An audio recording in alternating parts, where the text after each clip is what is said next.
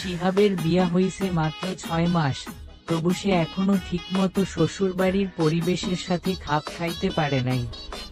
শ্বশুর হাফিজউদ্দিন গ্রামের বড় মাপের মানুষ, শাশুড়ির কড়া শাসন, শালাগো ভাব যেন মন্ত্রীর দেহরক্ষী, আর বউ, সে তো সকাল বিকাল হুকুম ঝাড়ে।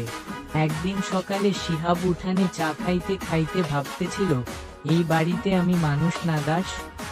ঠিক তখনই বাড়ির মধ্যে হইচই শুরু হইল। সবাই চিল্লাইতেছে, কেউ কান্দতেছে, কেউ আবার এত রেগা গেছে যে মাটিতে লাঠি ঠুকতেছে। শিহাব ধইরা নিল, নিশ্চয়ই বাড়ির বুয়া মুড়ির কৌটা ফাঁকা করছে, কিন্তু শাশুড়ির গলা শুনে বুঝল ব্যাপার সিরিয়াস। গরু, গরু কই? হায় আল্লাহ, গোয়াল ঘরের গরু চুরি গেছে।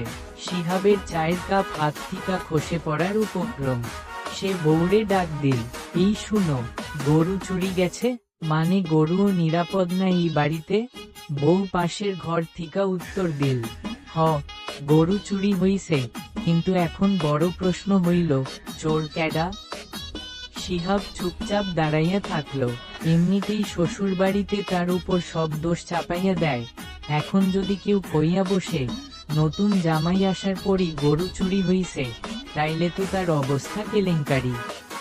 এদিকে বড় শালা রফিক, যেই কিনা সুযোগ পাইলে শিহাবরে খোঁচায়, সে চিৎকার দিয়া কইল, এই বাড়িতে গরু চুরি, শাস্তি হইতে হইব, না হইলে ভবিষ্যতে মহিষু উধাও হইব।